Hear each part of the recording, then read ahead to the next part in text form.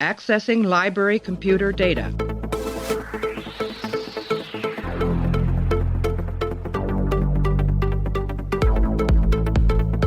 Out there are no saints. Just people. Hey everybody, welcome back to the show. We're continuing our run through of Star Trek Deep Space Nine, and right now we are up to the episode called Improbable Cause. It is the 20th episode of the third season, aired on April 24th, 1995. Teleplay goes to Renee Echevarria, and Robert Letterman and David R. Long get the story credit, directed by Avery Brooks. In this episode, Odo begins an investigation after a bomb destroys Garak's tailor shop. Part 1 of 2, helpfully in parentheses on Memory Alpha. Anyway, we're joined by a couple guests. Clay, how are you? Good. This episode reminded me of the time I couldn't figure out who ate the burrito that I left in my fridge. Yeah. And then it turned out that I never had a burrito in the first place. You ate your own burrito. You ate your own burrito, yeah. And we're also joined by Darren. Darren, welcome back to the show. How are you? How are things? Glad to be back. This, unfortunately, has not reminded me of any incidents in my own life, which makes me feel very sad and boring. Yeah, it's a tough... Well, you could just take an instance from here and just start it on your own. I frequently meet with you gotta people. Be proactive. I frequently meet with people in caves too, so it's a lot of sort of memory triggering for me on that level. That's most of New England is meeting people in caves. I like Clay's sort of self-actualization approach to Improbable Cause. It's like, if your life's a little dull, sort of take charge of it. Blow up your own shop. That's what I took from this episode. Yeah. There's a lot. It's an episode that teaches us that you can get multiple morals from the same story. But anyway, we're going to break down. If you think someone's trying to get one over on you, get one over on them first. We're going to get one over on yourself. Improbable Cause, which is the first of a two-parter. Next will be Dice Cast, but we're going to be focusing on Improbable Cause in this episode. So we're going to take a break. We're going to play an audio clip. Me, Clay, and Darren are going to come back and break it down. They're all dead? I take it you're not going to mourn their passing. Oh, quite the contrary. In fact, if these were different circumstances, I'd be celebrating tonight. So you did know them? Oh, yes. We were quite well acquainted. In the Obsidian Order? Oh, Constable, we've been down this road before. I don't see why I've had enough of your dissembling, Garak. I am not Dr. Bashir, and we are not sparring amiably over lunch. Now, you dragged me into this investigation, and you are now going to cooperate with me. Dragged you in? I don't know what you're talking... You blew up your own shop, Garak! All right, so, Clay, after a long, middling, boring section of Season 3 that we made it through, which had people questioning their faith in the series up to a certain point, we have a couple people who are listening along, just like yourself, who are watching DS9 for the first time. Season 3 was a bit of a challenge coming through to at least to get to this part. There's a lot of sort of middling episodes that lead up to it. And we had talked about on The Search, where we were saying if you didn't want to watch DS9, if you wanted to like curate it, you could probably watch Emissary, a couple episodes from season 1 and 2, and then start with the Jem'Hadar and The Search to sort of reboot things. Mm-hmm. The feedback that I got from that, it was a lot of people who are very in love with DS9 saying that they consider Improbable Cause to be the second pilot. And that they wouldn't say that The Search would be that type of thing. But this is all a long way of saying that this is considered to be a turning point for the series as a whole. Wait, this is supposed to be like a good one? Yeah. So we'll have a lot. Yikes. We'll have a lot to talk about. But Darren, do you want to? No, I'm obviously kidding. It's very good. Darren, do you want to talk about you tend to know this stuff better than I do, about the production hell of this episode, and then we'll sort of get into it. We don't need to spend too much time with it, but if you just want to sort of lay out how this all went down in real time in 1995.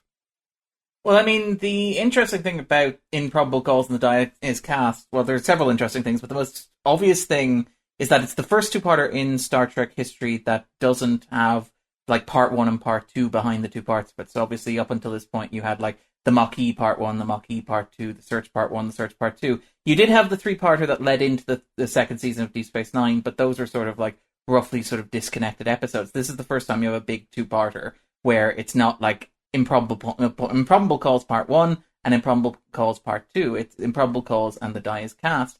And one of the reasons for that is that This episode began as a self-contained narrative. It was originally pitched by the two writers who you mentioned, who were responsible for the story credit there. It was Robert Lederman and David Orr-Long, and they'd originally pitched this, I believe, as a sequel to Second Skin earlier in the third season, where Garak murdered Entek on the trip to Cardassia, and the idea was that this would be the Cardassians sort of getting him back for that. Yeah, and that's the episode where Kira gets turned into a Cardassian. Yeah, and Garak goes home and sort of, murders an Obsidian Order agent, and it's like, oh, hey, it's good to be home, I'll see you guys soon. So basically the idea was that after that, the Cardassians would try and murder Garak, and then you'd have a big murder mystery that would lead into it. And while they were writing it, it was Ronald D. Moore and Renee Echevarria were the two guys who worked on these two episodes, and they're working on them together. And they discovered that they couldn't come up with a satisfactory resolution to the story that they were telling, which is Garak is almost murdered by the Cardassians. And we find a way to make the Cardassians not murder him at the end of the story. And they found that they couldn't really do that and couldn't really find a way to gel it. So they came up with the idea, basically, of tying it into... The last time I was on, we talked about Defiant.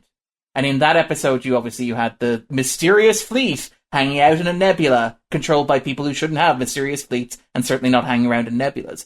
And this, basically, they tried to tie that idea into this plot, which was interesting because when they came up with those ships in Defiant, they had absolutely no idea what they were going to do with them, which is a recurring motif when you get to like Deep Space Nine embracing serialization, long-form plotting. All of the behind-the-scenes interviews amount to, when we did that, we really had no idea what we were going to do with that idea. We just thought it was cool. We thought we'd throw it in, and we figured it out as we sort of went along. And sorry to break in, but... No. You think you would have, like, 2 or 3 other things that you'd want to do with that idea. Like, what, instead of just tossing it, you think, when you come up with it, you should think of, like, well, this would be good here, and maybe we could do this and this with it. Like, having an idea, just tossing it in and being like, you know what, we'll figure this out later. It's very surprising. It is. Well, I mean, I think what's interesting is if you look at Deep Space Nine as a whole, it holds together remarkably well, but if you look at it very closely, you'll notice that there's a whole lot of like big ideas that they randomly throw into episodes that they simply never touch again. So, for example, Defiant is one example where like the thing that comes out of Defiant that you expect them to deal with again is maybe Thomas Riker being rescued from that life of indentured servitude as a slave on a slave labor on a Cardassian penal colony. Maybe they'll come back to that idea. It's like, no. Fleet hiding in Nebula. That's where we're going with this. But also little stuff like, say, the Natima Lang stuff in the second season, where you have a Cardassian dissident movement that is never mentioned again. Various other threads along that. And there's a whole host of stuff that sort of like fans and even like writers doing like the various tie-ins after the show's ended have sort of picked up from the run because the writers just were like, we'll throw this idea in. Doesn't really work. Let's just ignore it and focus on the stuff that does. There's a kind of a nice improvisational sort of quality to it. And it's interesting how many like big Deep Space Nine stories often begin with an idea that's radically different from what the episode becomes. Like, again, I know you haven't seen this, Clay, so I'm not going to be too specific, but in the 5th season, there's a big 2-parter that maybe changes a lot of the underlying principles of the, like, Deep Space Nine and the larger Star Trek universe. But that began from a pitch that was like, hey, wouldn't it be cool if we did an episode with a guest star that was like The Great Escape? And it's like, okay, and now all of a sudden it's this gigantic political thing. And Improbable calls... That's the one where Sisko shoots Jake, right? Yeah, it's a big reveal that Jake was actually a founder all along, but he was one of the good ones. And then it turns out, no, he was actually Garak. It's a big shocking twist. Nobody saw it coming at the time. The internet would have exploded. We don't really talk about it much now, though. But yeah, it was the Improbable Calls and the Dies Cast sort of developed in that way, where it's like, we have an interesting story we want to tell, we can't come up with an ending, so the writers just go, make it a 2-parter. Which is why, if you guys would have just recently watched Shattered Mirror yes. in the 3rd season. That was hastily cobbled together in order to fill the gap between the 2 episodes because they produced Improbable Cause, not realizing it was a 2-parter, needed to push something into production in the middle so that they'd have the time to work out and make the Dies Cast work. It's not not Shattered Mirror, it's Through the Looking Glass. Sorry, apologies. Shattered Mirror is the 4th season one. Yeah. Yeah, it's the so fascinating. The Mirror universe. So Improbable Cause was produced before Through the Looking Glass, but Through the Looking Glass aired after, and there was a break in between filming these 2 episodes where they shot that. I think they should have just done it in order. Wouldn't that have been great if in the middle of that big murder mystery, it's like Sisko just fucks off to the Mirror universe for a couple days? I mean, it would it would have added to the general sense of Cisco fucking off for a couple days to the mirror universe that is through the Looking Glass in general, I think. Yeah, I really need to get out of here for a couple days. This is getting just too intense. But yeah, that's the backstory between it. They actually included the original ending to Improbable Cause here, where Garak is talking to Bashir, and he says, Bashir, if something happens to me, go into my room and find the secret panel and pull out this isolinear rod. That was the original ending to Improbable Cause. And they were just going to introduce this isolinear rod that would be, Tain would be like, oh my God, Garak has this information on me. And they wouldn't explain what the rod was about. And the writers were just like, obviously this sucks. This is a terrible ending. So let's try to get around that. And they, Michael Piller, in one of his last stands on the series, suggested making it a two-parter. And they did. So it ends with, they couldn't figure out how to get Odo off of the Warbird. He said, just leave Odo on the Warbird and have him go with this confrontation later on. But let's get into Improbable Cause. So I think Improbable Cause, Clay, I'll throw it over to you, is that Improbable Cause is different in a better episode than the previous things because DS9 at this point really has a kind of episode that it does well, and it's obvious when they start trying to do TNG episodes, and they don't come out very well. So we had watched the Bashir Distant Voices. Oh, Distant Voices. Yeah, split memory thing. That feels very TNG. Through the Looking Glass is like, whatever, it's the mirror universe, we're going to run out of gas there. They're starting to, every time the show steps away from those kind of heavy sci-fi things and steps into this political realm, I think that the show improves drastically. And we had a couple tweets at us that just people are kind of amazed that Improbable Cause comes from the same writer's room as Distant Voices. They seem like two different shows. But what did you think about this one leading into it? And why do you think, if you do think it's good, which I think you had said that you did, why do you think it's good?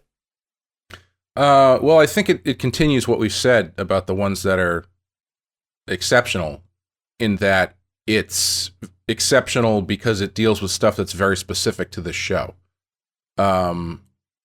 It deals with the politics they've set up. It deals with stuff that's happening specifically on Deep Space Nine in a way that it doesn't happen on the Enterprise, involving the community that's there, and all of the culture that they've built, and all of the stressors that are sort of used as the framing device for the show. They're actually leaning into them in a real story way that makes them seem a lot more pressing than they do in most of the other episodes, where it's just like an excuse to explain why they're all on Deep Space Nine.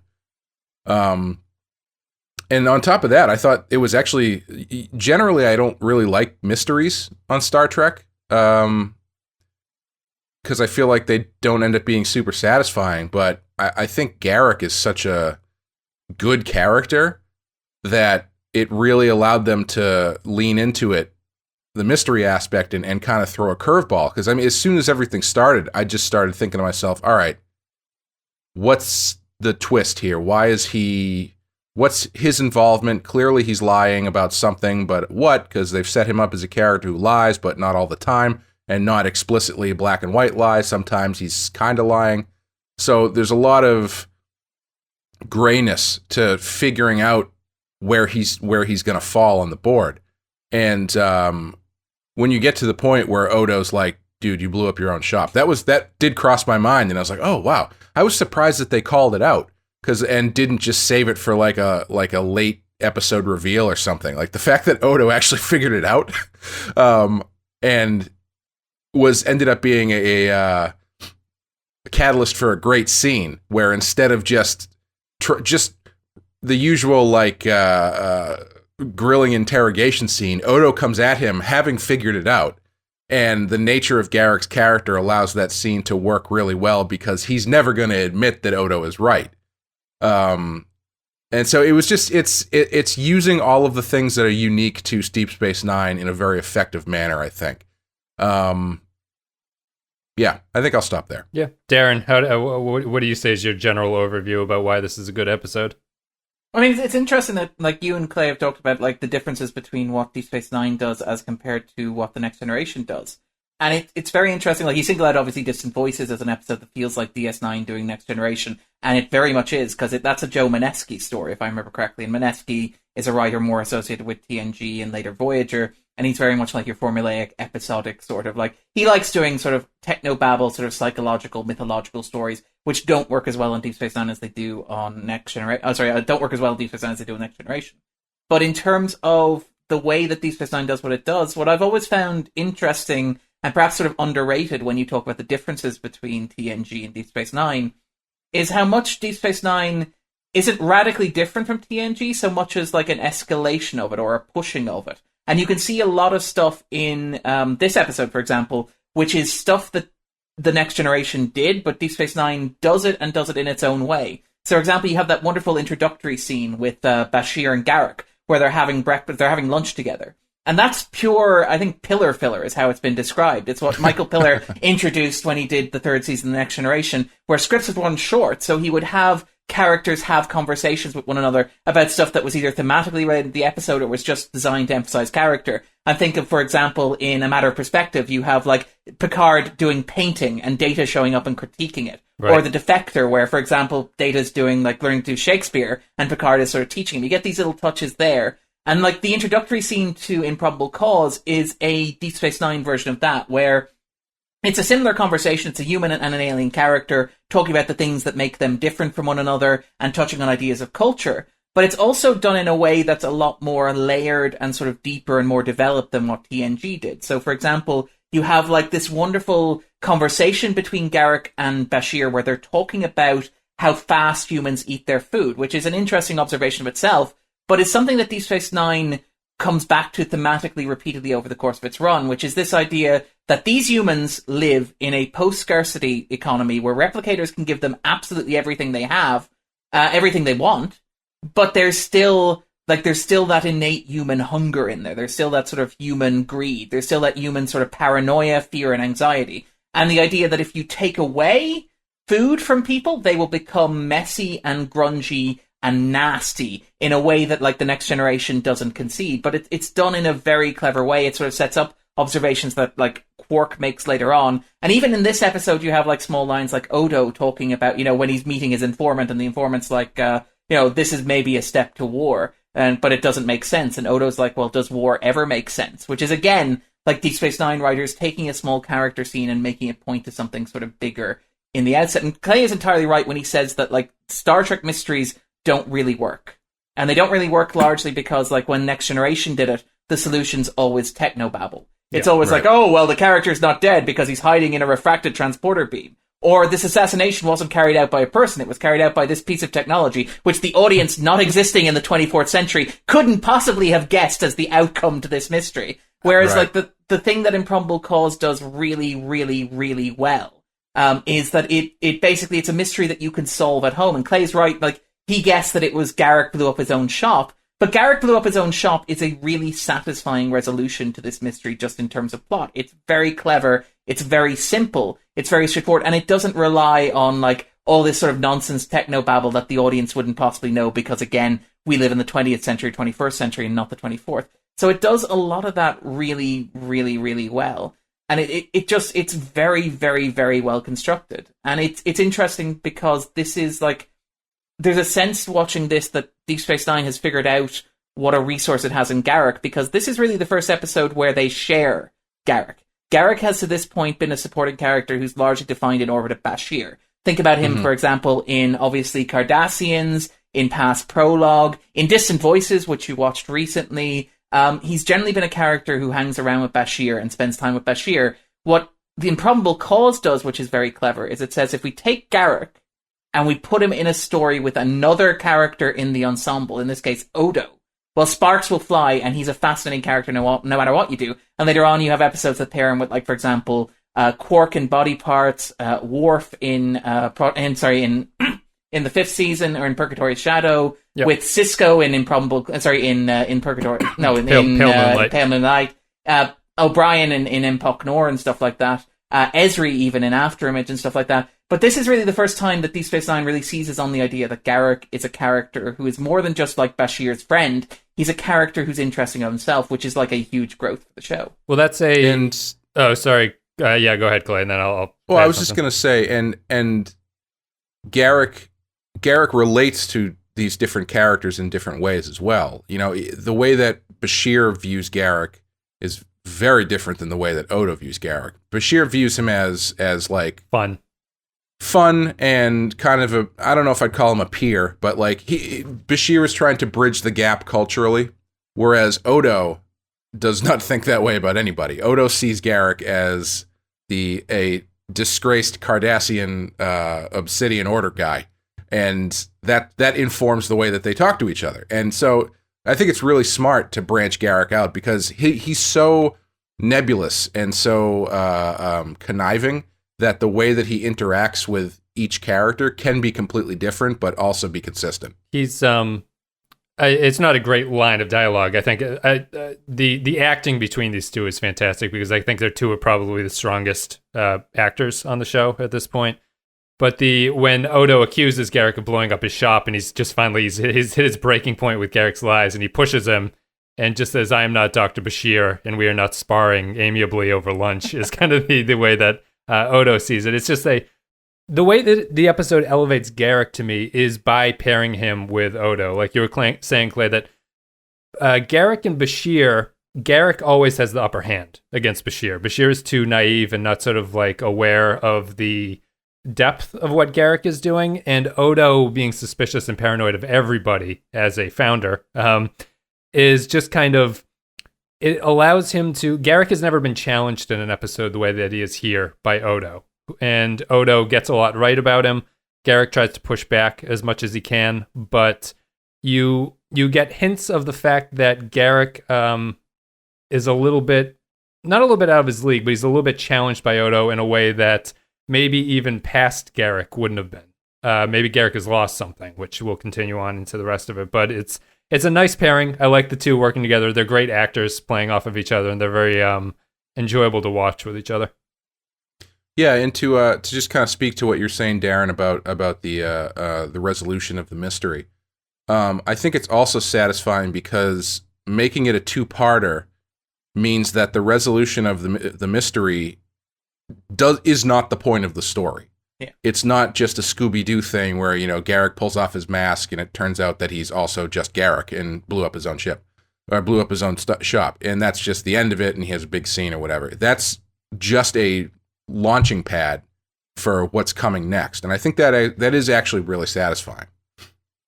That's so I guess that the improbable cause is it spends a lot of time with these two characters. They have a lot of scenes together with each other. They have the big shuttlecraft scene. They have the sort of interrogation scene in the office and things like that. They have the Odo working through his Flaxian assassin interrogation scene, which I really enjoy, even though it's kind of goofy. I think the guest star there does a good job of selling it. One of the more interesting makeups I've seen. I guess all the ones recently have been kind of weird and interesting. Like that one's pretty weird, and the Distant Voices one is pretty weird. So they're definitely for these one-off characters, they're definitely leaning into it more than just putting a bunch of bumps on their face. Yeah. And it's I guess that the big thing about DS9's, the way that this goes, is that this episode is really strong to me because of how character-based it is. Even though it's setting off a lot of stuff that's going to build into the next episode and sort of the series going forward, and they're trying to move the chess pieces around on the board. It's a very small story on some level. Like it's almost surprising that this whole arc is really built around just Odo and Garak interacting with each other. And it's different from TNG in some way. That I'll say is another big thing that I think about what Deep Space Nine does differently is that while TNG would have other races of aliens come along and sort of pop up in episodes, they felt like they're the problem that I have with the Bajorans in Deep Space Nine so far. That when the Bajoran episode comes along and the Vedics show up, the Vedics feel like they're just plucked out of the ether and they appear on the show for some reason, then they disappear into nothingness and have no impact on anything else. They just walk through that big gear door with a bunch of other people. Right, and they go off into Bajor or something like that. And then this and then eventually they get killed, and I get really positive about that. Yeah, you miss it, you call him the wrong name, and he's gone forever. But the the thing that DS9 does with the species is because it's more politically based, you get a better sense of the species as a culture against each other. Yeah. And in this one, you have the Romulans and Cardassians working together in a way that I don't think you'd ever really get a sense outside of a mustache-twisting plot in TNG, where they were working together. DS9 really provides this level of... and it does it by sort of backseating the Federation in this episode. It really focuses on these are actual cultures that exist in this universe, and they all have different ways that they're responding to the Dominion threat that's coming through. And Tain's plot, which is kicked off here, goes to show that they aren't just kind of popping in to have a little appearance. They actually exist when we're not seeing them on screen. They're plotting things. They're doing stuff. They're trying to get their own edge against the Dominion and against the other Alpha Quadrant powers and stuff like that. I don't know. Just because I'm too lazy to look it up. Tain is he the same guy from the Wire? The episode? Yeah, where they go down to the planet to find out about Garak, and they talk to that guy. Yeah. Bashir goes down and talks Elam is to his him. first name, yeah. Yep. Yeah, and that is Tain who they're talking to in that episode? Yep. Okay. Just making sure. Yeah. Which is a good callback, because, that's a character who I think is effectively used because he is directly connected to Garak, and I think that was a good choice. Do you want to talk about Tain, or does anyone want to sort of respond to the culture thing? I don't know if that's something that you thought of, but I'm interested in other people's perspective about the depth of the cultures on this show. The culture thing is probably more tied into, say, the Dias cast, but it's very much something, you're right that it's something that Deep Space Nine does, and it's something that TNG never did. And this is an example of, like, Deep Space Nine again deepening what TNG did. Like, the obvious comparison between this two-parter and The Next Generation is the best of both worlds, and that obviously explicitly comes up at the end of the Dias cast, where somebody says, hey, this is very like that thing that happened on TNG. But in terms of, like, context, in terms of being a story about other cultures doing their own thing, this is also kind of evokes Redemption, which is the two-parter from the 4th and 5th seasons, where the Klingons have their civil war. And what you find with that two-parter is it's a story that's nominally about the Klingons, but when TNG tells it, it has to come up with something for the Federation to be doing, because the Federation are our heroes. So you have this whole weird subplot where Data learns to take command, and the Federation secretly saves the day by exposing the fact the Romulans are working behind the scenes. Whereas with this two-parter, one of the interesting things about it is that the Federation are very pointedly observers in a drama that's playing out using 3 other alien powers, the Romulans, the Cardassians, and later on the Dominion. And the idea that, like, all of these agencies have been doing their own activities, as sort of pointed out, that take place behind the scenes. They've been doing their, like, machinations that maybe explain a little bit of what you've been seeing so far. So, for example, it explains the fleet in Defiant. It explains what the Romulans were sort of doing in Visionary. It sort of hints at why the Romulans wanted the information in Search Part 1 and Search Part 2. But it does that in a way that kind of marginalizes the Federation and allows these alien races to have their own agendas, their own sort of priorities, and their own internal politics that aren't simply refracted through the characters that we know and love. And there's something very interesting in that, because again, the show sort of picks that up and runs with it later on. What I do find interesting in terms of how this is written, this episode, and it kind of gets back to the appeal of Garak and the appeal of Odo, and again, this is something that I think Deep Space Nine did much better than TNG or TOS, is that Deep Space Nine isn't afraid to have characters actively lie, and to have characters be dishonest to both each other, themselves, and the audience. In that, like, I absolutely adore the original Star Trek, and I adore The Next Generation, but the dialogue traditionally in the original Star Trek and The Next Generation is often very blunt. It's like, I tell you what I'm feeling. You have Troy on the bridge of the Enterprise, whose job is primarily, in the rare occasions where a character is not saying what they're feeling, to say that the character is not saying what they're feeling, to explain it for the audience. And even then, she's not really good at it. But that's a story for time. She's largely redundant because characters generally do state how they're feeling. Right. Like that bit from Futurama where it's... Sorry, go ahead. I was just going to say, it's funny. I never really thought about it that way, but that's a really good point. One of the reasons that Troy doesn't really work is because she doesn't really have a purpose, because everybody's pretty blunt. Yeah, that's a good point. But yeah, so you have and now, to be fair, there are, like, characters who have depth and nuance, but that's largely given through performance. So, for example, Leonard Nimoy, adding this layer of sort of conflict to Spock, where you have this subtext that simmers below the line. Patrick Stewart doing the same thing on The Next Generation. But with Deep Space Nine, you have the writers And it's really the only Star Trek show that does this. And I think one of the reasons why I find Voyager so frustrating is because Voyager is very much in that next generation, this is what I'm feeling, let me explain to you how this is what I'm feeling sort of dialogue approach to Star Trek. Whereas in Deep Space Nine, you have this sort of layer of ambiguity where characters are lying. And it's not just Garak, even though everybody points out that Garak's lying. But you have, like, Odo himself repeatedly, and particularly in this two-parter, is suggested to be hiding something from the people around him, and maybe even a little bit from himself. Like, there's a wonderful moment where Garak, like, in the runabout together, says, I find it interesting that you ascribe feelings and motivations to me that you know nothing about. Which is basically Garak going, Odo's big, like, I stand apart from all these human emotions thing is absolute BS. And Odo kind of maybe knows or acknowledges this. And you have this sort of nice dissonance that runs through the show where characters can say one thing and mean something else, and the show trusts the audience to kind of figure it out, which is one of the really great things about storytelling in Deep Space Nine, and it's what makes, I think, Improbable Cause work, which is that, like, and the two-parter as a whole, which is that both Garak and Odo are nominally doing and saying things over the course of the episode which are completely false, and the episode trusts the audience to understand that they're false, and to also be able to read the kind of subtle, like, subconscious almost intentions into their dialogue and what they're saying. Like, there's this whole wonderful back and forth in the runabout between Odo and Garak, in which Odo points out quite literally that what Garak's doing, where he's trying to go and rescue Tain, where he promised Mila that he'd go and rescue Tain, doesn't make any sense if you accept everything that Garak said at face value. But you don't accept it at face value because Garak's lying. So you have this whole, what is the real relationship between Tain and Garak? What is really going on here? Why did Garak get exiled in the first place? Because we know for a fact that it's not any of the stories that he told Bashir in The Wire. And it's kind of nice that Deep Space Nine trusts its audience enough to do that, because it gives it more scope to tell stories that are kind of bigger and broader and more ambitious. And I think perhaps more interesting than the stories that you could tell on Next Generation or even on the original Star Trek. Yeah, some of them... well, I'll just add the point that he's pointing... Garak is trying to...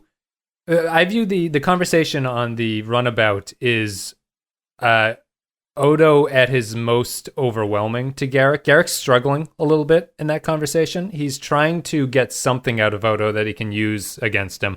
And the implication there is Odo's feelings for Kira, which is never stated in the show. And it actually is a little bit surprising that the show, to compare it again to TNG, it doesn't have a reminder where Odo is like, lustfully looking at a picture of Kira before Garak walks in or something. Like, there's nothing there for the audience to... You have to have been watching the show to understand that there is something that Odo's hiding there. If you just drop in, you wouldn't be aware of it. Yeah, it's remarkable. Sorry, go ahead. Oh, I was just going to say, touching back on the cultural thing, Wes, and the position of the Federation that you brought up, Darren. I think the thing that makes it kind of ties back to what I was talking about earlier about why Deep Space Nine excels when it focuses on the what makes it different from TNG, because where TNG and the previous up to this point all incarnations of Star Trek are the people on the ship going somewhere, and then they are more or less the catalyst for whatever adventure happens. And the difference is Deep Space Nine, they're more or less an occupying power, if maybe not to that extent. They don't move. And so it allows the Federation to have to deal with the things happening around them as opposed to being the wedge into an issue like they usually are. And it's a really different and fascinating approach to that stuff. And I think it is interesting to me because you've got your Star Trek characters who are more or less the same across all three series at this point, right? Like the Deep Space Nine guys have a lot more gray to them and act differently, but they're still characters on a Star Trek show. Their inclination is still to be active, and that's something that we'll talk about the next one that kind of I didn't really like actually about the next one. But it creates a tension between them and Starfleet because they're writing Starfleet kind of realistically in the way that they approach this situation, which is more or less, this isn't really our problem. Let's kind of hang back and see what happens. And when you push that up against your Starfleet, your Star Trek characters, that's going to create conflict, which is going to drive the story forward. It's a really interesting way to handle this whole universe and the interaction between all these different groups of people. Should we talk about Tain then? I guess. Oh, do we want to talk about I like the mystery. I think you guys are right about Star Trek. I generally like Star Trek mystery episodes, but I like them despite the fact that they have the Sherlock Holmes problem, which is that in every Sherlock Holmes story is the reason I don't like them is because Sherlock Holmes just says at the end of it, oh, by the way, I noticed all these things that I've never mentioned before, and this is how I put it all together. And you're impressed by the sort of like fitting the pieces together that the writing takes there, but it's not very satisfying because you have no chance as a reader until you get to the end and he tells you everything. That's kind of what Star Trek mysteries are. The mystery here is very strong because it basically stays away from the technobabble that you guys were talking about. It has a lot of great scenes. I love the scene in the cave. I think that guest actor Cardassian is really fantastic as well, the sort of shadowy figure who tells Odo everything. Does that guy ever come back? The character or the actor? Because the actor pops up a great deal. The over character. The course of Star Trek. He's referenced at some point down the line, but he never appears again. Okay, because I was kind of surprised. I was like, oh, that's kind of a big thing to inject into this story that they've never brought up before. Yeah, it's just Odo's connection. Odo's connection is just this guy. I think part of me was expecting some sort. Honestly, I wouldn't be surprised if that was an instance of, let's just throw this in here and maybe we deal with it later. Because I was thinking, like, there's got to be some reveal to that. Like, it turns out to be Ducat or something, right? But apparently not. No. Because he's just so shadowy. Like, the fact that Odo has a guy he goes to that you've never heard of before, and they present him in that way. I was like, there's got to be a reveal here. Usually when they do this, it turns out to be, it was actually O'Brien in a Cardassian mask or something. It's a little wishy-washy. Maybe that character is, if I overthink about it, it's a little bit touchy because that Cardassian is supposed to be a part of the Central Command, which is the military aspect of Cardassia. And he sort of I don't know if I'm supposed to think that they act totally different, but he acts more like an Obsidian Order agent. And he changed his appearance. Like, it makes it sound like Mission Impossible. It's like, yes. I don't want you to see me because I changed my appearance. It's like, what, have you grown a mustache? Yeah, he's got the original Cardassian facial hair that they have in The Wounded. Yeah. He got a spoon enlargement. Yeah. It's a very sensitive topic, Clay. The characters, those, I don't know if I'm supposed to really pay that much attention to it, but the Obsidian Order is supposed to be totally this separate thing, and it makes sense that the Cardassians are somewhat similar because they are the same group of people that would act that way. What I like about that scene is that guy himself does not really know what's going on, which is like, he's not a plot development that's just like, here's a Cardassian who knows everything and is going to explain. He thinks that the Romulans are going to invade Cardassia because he's the military operation that is separate from Tain. And I just think that's really clever. Like, the mystery here to me is satisfying because it slowly builds. You get a lot of character scenes. No one really knows what's going on until you get to Tain at the very end, and he explains everything. And I think that's really satisfying on a writing level. It also does a really cool thing with genre, in that, like, again, and this is something that DS9 sort of did that the Next Generation, the original Star Trek, could never do, like Necessary Evil having this sort of like film noir sort of tinge to it as well. And this almost feels like a Jean Le Carre sort of story. And that's why, as absurd as the sequence of Odo meets mysterious informant who he never talked about before, even when it would have been useful, like when Kira was taken to Cardassia, I quite like that scene because it has this sort of like grotty film noir, like the light across your man's eyes, the Odo sort of like standing with his back to the guy while the guy's at a higher level, delivering exposition, sort of almost like an Orson Welles character in some sense. I kind of like the mood of that because it feels very much like a side of the Star Trek universe that we haven't really seen yet. And the kind of stuff that Deep Space Nine does relatively well, where it deals with like the... Because my abiding memory of the Next Generation, when the Next Generation did Space Pirates, it was basically like an excuse for Picard and Riker to hang around in leather and shoot guns at each other. Yes. Whereas, like, I really like that, like, Deep Space Nine sort of looks at this grotty side of the universe where it's like people meeting in dingy bars or in caves and unable to look each other in the eye and sort of trading secrets and passing information. And you're right that, like, one of the really cool things is that he doesn't know what the deal is. And I quite like the bit at the end where he's like, you know, I take it this settles my debt to you. Although if you were to tell me what is actually going on, then I would consider myself in your debt again. Which sort of sets up this sort of like wonderful ambiguity. And again, you're right when you point to it as like a sense that nobody knows what's really happening or what's really going on. Because DS9 has that recurring like 90s anxiety about the world sort of spiraling out of control and nothing making sense and there being conspiracies. I think of, for example, like O'Brien in Whispers, where it turns out that actually he's an android, and like everybody's conspiring against him, but that's because he's an alien underneath it all. Here, there's a nice sense of like, well, there's this plot involving Cardassians and Romulans, but not all Cardassians and not all Romulans are in on it, and not all of them know what's going on, and like all that's happening is people are being killed in order to tidy up loose ends, rather than being related to the plot that's taking place. Like Garak isn't killed because he knows what Tain's planning. Garak is killed because like Tain just wants to tidy up loose ends. Yeah.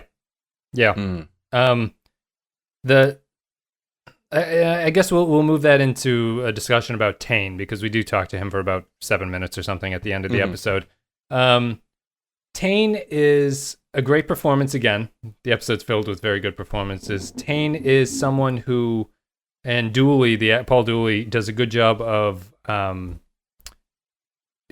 being supremely confident and in control while also not coming across as that kind of a character. He comes across as more of like a gentle father figure. I really love the line of dialogue he has about where Garak calls the Romulans pointy-eared at the end, and Tain has that great explanation as to why he did that. Like he's forced my hand. I can either show my allegiance to them by defending the Romulans, or they've planted a seed of discord between us because I'm just going to let Garak here insult them. And it's clever. I like that kind of stuff.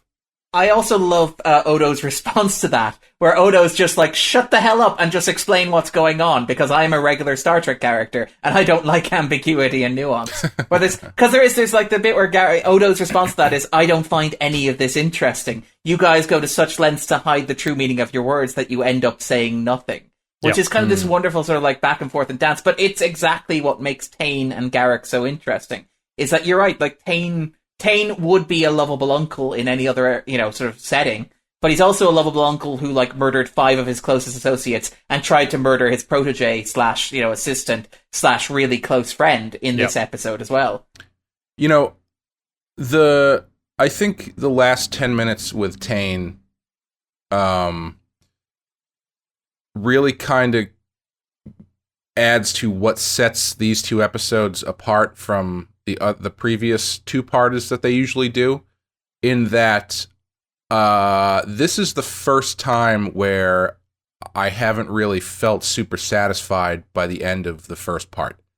And I think, this doesn't have the same kind of first part punch that a Best of Both Worlds does.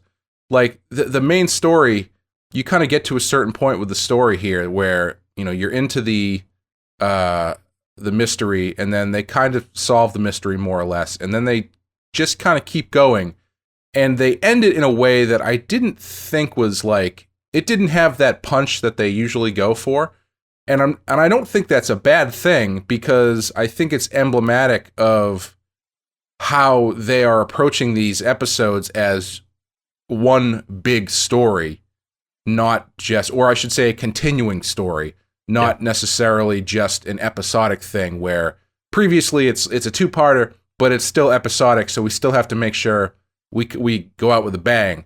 But here it's like, okay, this is going to continue, so we can kind of end this in a fairly mundane place. Like, the stuff they're setting up is big, obviously, but well, you know what they did?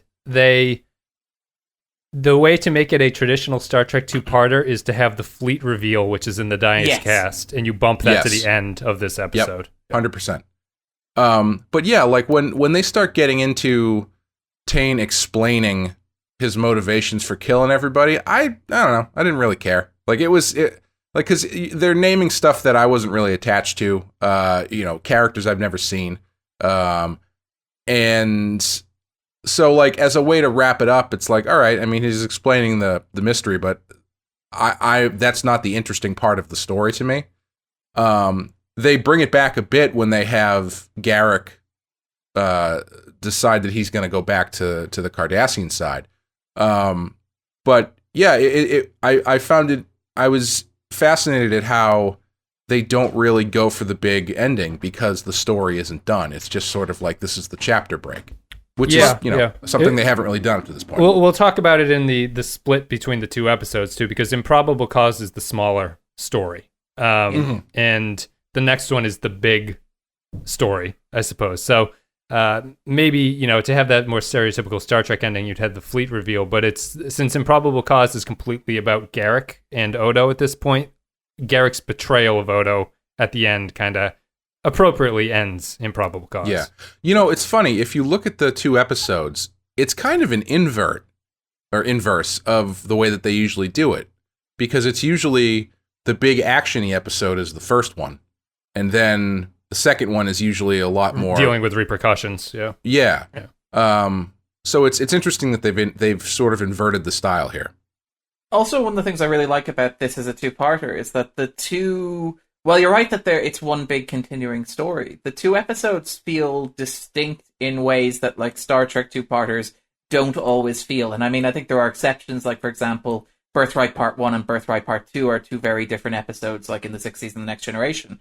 But here, like, these are one story, but they're two very different episodes of themselves. So Improbable Cause is like a Jean Le Carre sort of spy movie, noir, thriller investigation into like a bomb explosion that leads back to, the idea that the victim is the perpetrator and all this sort of stuff.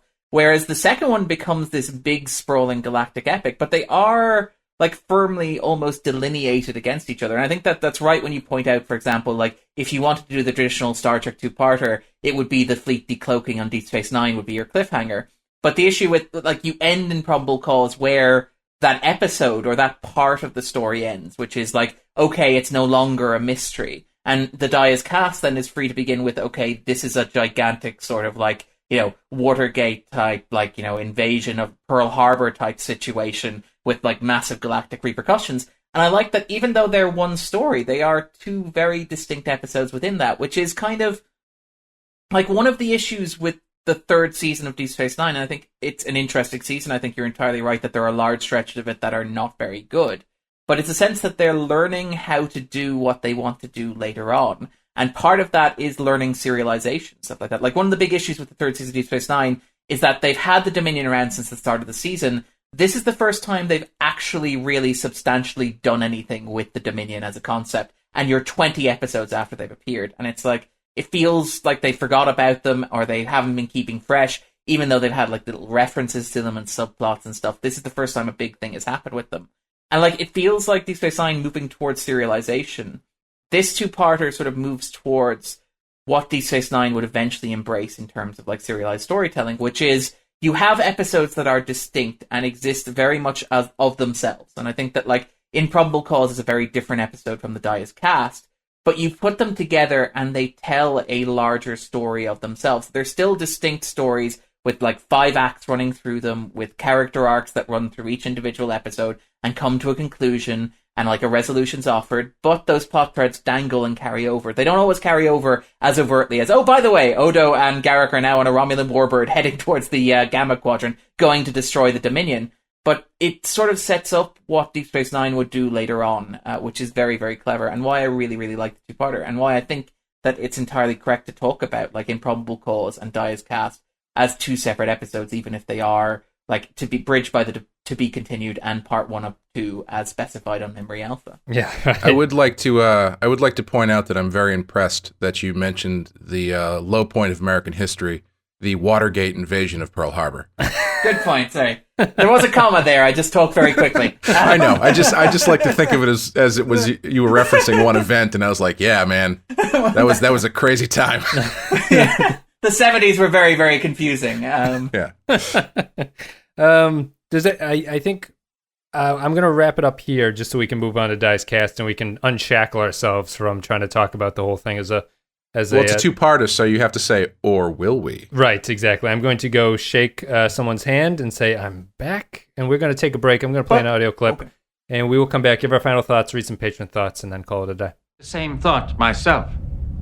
But then, those days are long gone. At least they are for me. You, on the other hand, seem to have left your retirement far behind, unless you're simply on a pleasure cruise with your pointed-eared friends. Cunning, isn't he? He makes a racial slur within earshot of 2 Romulans, putting me in the position of either defending them, thus giving away my allegiance to them, or letting the comment pass, in which case he's managed to plant a seed of discord between us.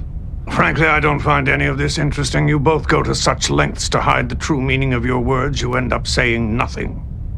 I think you'll find when I have something to say, you won't have any trouble understanding it.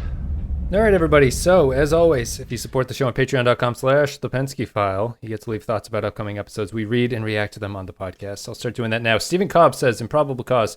Great build-up, good mystery with a decidedly Garak twist. Paul Dooley is very menacing as Tain. Odo's observation about the Cardassians going to great lengths to say nothing at all is literally an encapsulation of Garak's character. Best scene is when Garak tells Sisko to ask the Romulans about the assassinations. Sisko says that he doubts they will tell him. Then a jump cuts to Sisko saying that he is surprised that they are telling him. It almost feels like a modern TV joke, a la Family Guy's Cutaways. It had me laughing out loud. Let's see here. Next comment. Improbable Cause from Holly McLaughlin says, the Garak-Odo sparring is wonderful as they are as are the multiple layers of Garak's duplicity and the way that Andrew Robinson plays this wonderful character. Absolutely love this one. Joint Mango. Improbable Cause. Boom goes the dynamite. Meme-ready comment there. Chad Wiley says, Improbable Cause. This show has had so many good character pairings, but Odo and Garak together has to be one of the best. Garak always feels like he's running circles around the other characters on the show, but Odo holds his own and proves himself as adept at unraveling mysteries as Garak is at creating them. We've heard about how good an investigator Odo is, but it doesn't really land for the audience until an episode like this where you get to see him in action. But the later part of the episode really belongs to Garak. Following up on The Wire, we get more hints of a backstory culminating in the reuniting of Garak and Tain. Seeing those two interact is fantastic. Tain is, in some ways, a look at who Garak might have been if he hadn't been exiled, and the promise of seeing Garak back in his element at the end of the episode is the best kind of cliffhanger. Kyle I don't know if Garak and Tain are interchangeable that way. Garak seems like kind of a pain in the ass, even by Cardassian standards. I think that it's tough. If you look at it in the context of this episode alone, I think so, but over the course of the 2-parter, I think you're supposed to see the difference there. Yeah. Cal Barrett says, Improbable Cause. I really like Avery Brooks as the director, and I know Wes has complained about the blocking in DS9 before, but here I think it's pretty great. It's a very good episode, but has there ever been a word more out of place in Star Trek than cobbler? Yes, that's a good point. I've always found that strange when they refer to him as a cobbler. Well, yeah, the Romulan gets it wrong, calls him a cobbler. Even as a tailor. Why do you need a tailor? Yeah. Just hit the button on the replicator. You got a new suit. He even says that what he does is he programs replicator programs to. Oh, does he say that? He does. He doesn't say it in this episode, but he said that in the past. So who knows? We'll see. That makes it even funnier in the second episode where he's lamenting being a tailor. He's like, you know what the sad part is? I'm actually really good at it. Kyle is right that I like Avery Brooks as a director. He directed Tribunal in the late second season, which is yes, and he directed the one that has the Jem'Hadar baby. Oh, The Abandoned. He did that one, and he did the one that I'm thinking of is the one with the. We'll keep naming good Avery Brooks episodes until we land on it. It's a terrible Fascination. It's the one where everyone falls in love or whatever. Oh, A Midsummer Night's Loxwana. Yes, that's right. He directed that, and that was a really good directing effort from him. I like Brooks as a director. I didn't realize until you said it that he directed this one. That's good. And I have complained about the blocking, just because I think the longer the Star Treks go, the worse the blocking becomes. It's just a reflection of modern TV. When I go to, this is all purely selfish, when I go to make the screen caps for the episodes, when I was doing TOS, every screenshot was like perfect blocking. It was like Hitchcock level, like everyone is perfectly placed, everyone's there. And when I go to this one, it's like people are sort of like falling over each other and it's off center and the framing isn't right. And it's just very, it's something that's been lost, I think. It's really funny how much bad blocking stands out. I've probably mentioned this before, but not to go on too much of a tangent, but the first date that my girlfriend and I ever went on, we went to see Harry Potter 6, I think. And I hadn't seen Harry Potter's 2 through 5. So I didn't know what was going on. So I was more all of that stuff stood out to me a lot more. And I was just sitting there chuckling because every single scene that had 2 people in it was 2 people standing in the midground talking, and then one of them takes 2 steps forward towards the camera, and they talk a little bit more, and then the person who's still in the mid-ground then takes 2 steps forward, so they are now on equal footing again. Every single scene was the same way, and I was like, holy shit. Is this just... Are all movies this bad? You have to... No, it's like in The Simpsons when Homer goes to the baseball game when he's sober, and he says, I never realized how boring this is. Is it like if you're disconnected from the plot and you are only looking at a technical thing, does it stand out that much? Possibly. Well, there's a lot in those books. They get a lot of stuff. They don't have time for creativity. They just got to get all this content out. Neil Brennan says, Improbable Cause. Okay, a little Neil is one who, this is his first watch through of DS9. Okay, so this is a little convoluted, but worth it for all the Garak and Odo tete-a-tete. Pumped to see where all the Alpha Quadrant stuff goes. And that's it. Thank you guys for leaving your comments. Thank you for supporting the show. We'll get to our ratings now. Darren, as a reminder, we rate things on a scale of 1 to 5. And thank you, Darren, for not leaving a comment for this episode that you're on and like just really being like, I think Darren is the best host. He should be on all the episodes. That takes a lot of class not to do that because it's something that I absolutely would have done. No worries. They just got buried in the bottom there. We'll get them on the Dies Cast. Well, he put so many racial slurs into it. I can't possibly read this on the podcast. All right, so we'll do words our that rating. don't belong in Star Trek, eh? A lot of pointy-eared references. So we'll do our ratings here now. This is one of the things, Clay, we've talked before about how rating TNG episodes was easy, and this is getting a little bit difficult for me. I'll go first. I went last time, so I'll go first, and I'm going to say I'm going to give Improbable Cause a 5, because I think Improbable Cause is Star Trek's character work really shining, and it is the show is very good at doing good character work stuff. When it does good episodes, it's usually character work stuff. There's always the weird cause and effect episode that's just really great sci-fi premises. But in general, it's always about the character work. Here, it's really, really strong. This is like the show's wheelhouse at this point. And I think that it pretty much does it as strong as any episode in season 5 has been to this point. It's a really strong script, really great performances, and the mystery keeps you involved the whole way through. So I don't really have any problems with this episode. Clay, do you want to go next? Yeah, I was kind of unsure, actually, what to do. Because while I think this is a really good episode, I think that it is better in the context of the two-parter, which is not something that is always true. Like, as I've said many times before, and I said it when we covered it, if I had to pick one episode of TNG to watch, it would be Best of Both Worlds Part 1. Not necessarily Best of Both Worlds Part 2. Just Best of Both Worlds Part 1 is just front to back, perfect. And like the excitement level is high. I'm not going to get into that again. But I think with this one, it works better for me in conjunction with the second part. When I think about a 5 for this show, the one that stands out to me immediately is Duet, because it is excellently done, the drama level is high, the character work is really good, and it's self-contained. Now, I'm not saying that self-contained necessarily means that is what makes it better, but I just think this one, on its own, doesn't totally hold up as well as it does as part of the two-parter.